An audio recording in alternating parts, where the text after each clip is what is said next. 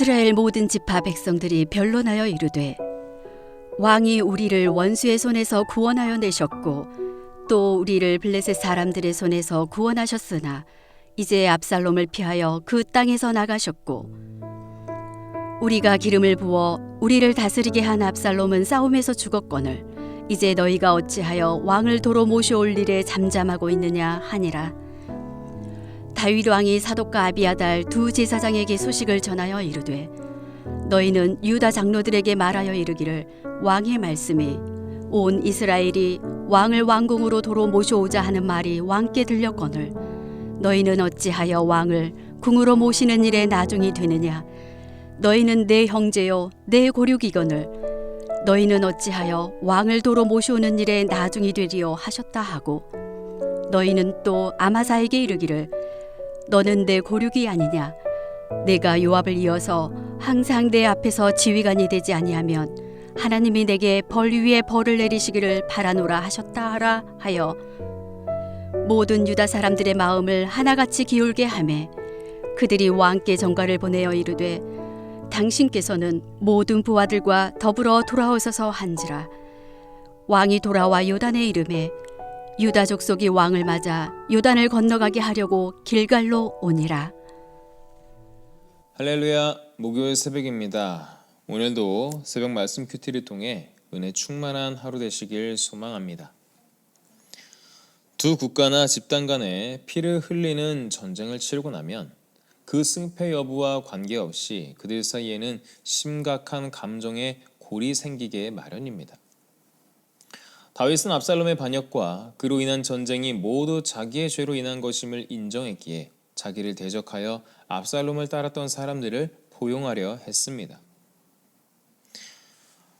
하나님의 징계가 끝났다는 가장 큰 증거는 바로 이스라엘 백성 중에 다윗을 다시 왕으로 인정하자는 여론이 일어나기 시작했다는 사실입니다.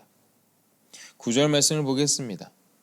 이스라엘 모든 집안 백성들이 변론하여 이르되 왕이 우리를 원수의 손에서 구원하여 내셨고 또 우리를 블레셋 사람들의 손에서 구원하셨으나 이제 압살롬을 피하여 그 땅에서 나가셨고. 사실 이렇게 전쟁을 겪고 나면 죽은 압살롬을 대신하는 또 다른 왕을 세워 다윗에게 대항하려는 자들이 결집할 가능성이 매우 높게 마련이고 실제로 이후에 20장 세바에 의해서 그런 일이 일어나기도 했습니다.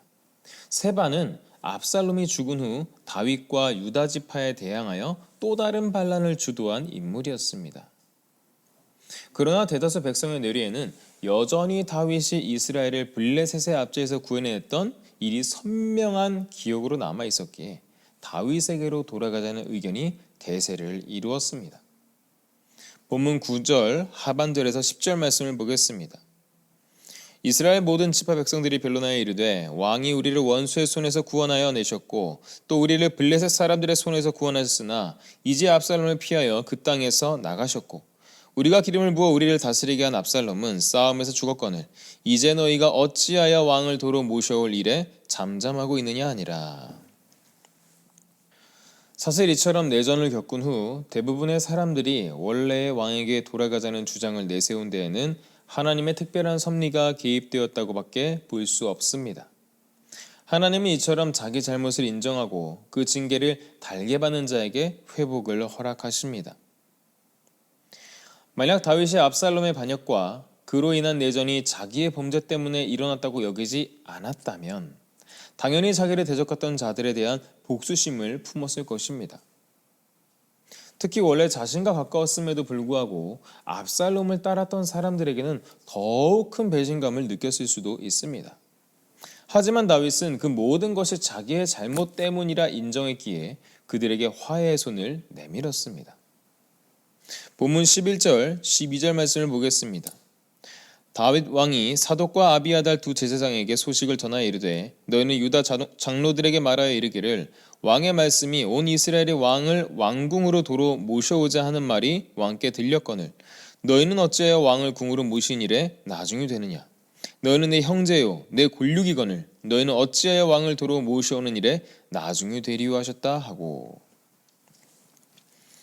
다윗은 만약 자기가 그냥 예루살렘으로 돌아간다면 자신이 승리자로서 패배자를 점령하는 모양새가 되기에 미리 두 제사장을 보내 유다 백성으로 하여금 자신을 모시는 상황을 조성하려 합니다.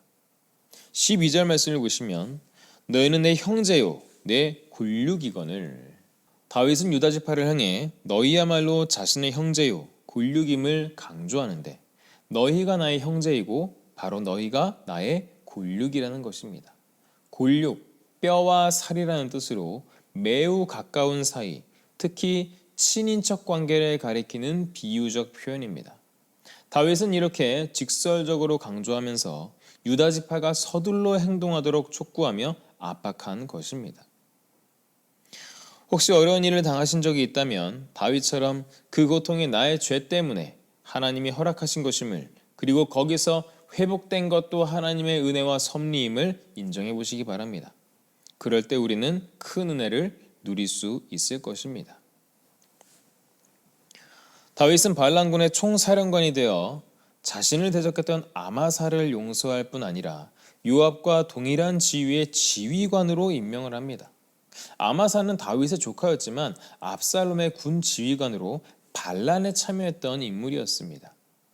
본문 25절 말씀을 볼까요? 압살롬이 아마사로 요압을 대신하여 군 지휘관으로 삼으니라. 이 조치는 다소 의외이나 두 가지 목적이 있었던 것으로 보여집니다.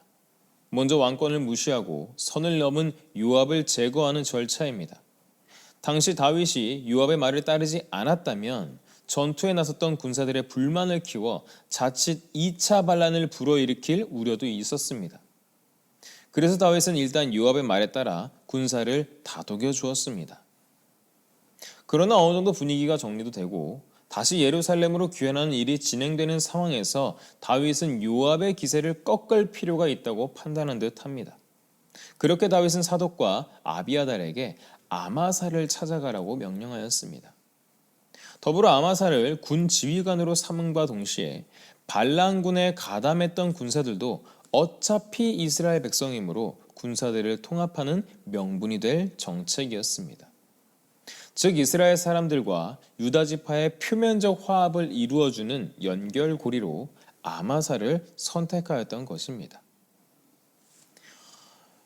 유다 지파이며 다윗의 조카인 아마사는 압살롬의 반란에 참여했지만 사명과 복권은 물론 요압을 대신하는 지위를 보장해 주므로 확실한 자기 사람으로 세울 수 있었습니다. 이렇게 아마사를 품는 행위는 이스라엘 사람들을 포용하는 중요한 전략이며 더불어 요압을 제거하는 첫걸음이 되었습니다. 이처럼 다윗은 치밀하게 다시 권력을 찾는 일을 준비합니다. 이때 다윗은 맹세의 언어를 사용했는데 이는 자신의 의도가 진실함을 보여주기 위함입니다. 본문 13절 말씀을 보겠습니다. 너희는 또 아마사에게 이르기를 너는 내 고륙이 아니냐? 내가 요압을 이어서 항상 내 앞에서 지휘관이 되지 아니하면 하나님이 내게 벌 위에 벌을 내리시기를 바라노라 하셨다 하라 하여. 이렇게 자기에게 대적했던 자들의 대표라 할 수 있는 사람까지 용서하고 품는 모습에 유다 사람들이 가지고 있었던 적개심과 두려움은 모두 사라졌습니다. 그들은 요단을 건너 돌아오는 다윗을 맞이하기 위해 길갈까지 나갔습니다. 14절과 15절 말씀을 보겠습니다. 모든 유다 사람들의 마음을 하나같이 기울게 하며 그들이 왕께 전가를 보내어 이르되 당신께서는 모든 부하들과 더불어 돌아오소서 한지라. 왕이 돌아와 요단에 이르매 유다 족속이 왕을 맞아 요단을 건너가게 하려고 길갈로 오니라. 특별히 14절에 모든 유다 사람들의 마음을 하나같이 기울게 하매, 내전을 겪었던 사람들이라기에는 너무나 평안하고 화목한 모습입니다. 이처럼 자기 죄를 인정하고 다른 이들을 용서하는 마음을 가질 때 모든 것은 하나님의 은혜 안에서 회복될 수 있습니다. 혹시 틀어진 인간관계로 고통을 겪고 있다면 다윗의 모습을 통해 교훈을 얻으시기 바랍니다. 말씀을 정리하겠습니다. 전쟁을 겪었음에도 이처럼 화해가 이루어진 것은 거의 기적에 가깝습니다. 다윗이 모든 고통이 자신의 죄 때문에 일어난 하나님의 징계임을 인정했기에 하나님이 회복의 기적을 허락해 주신 것입니다.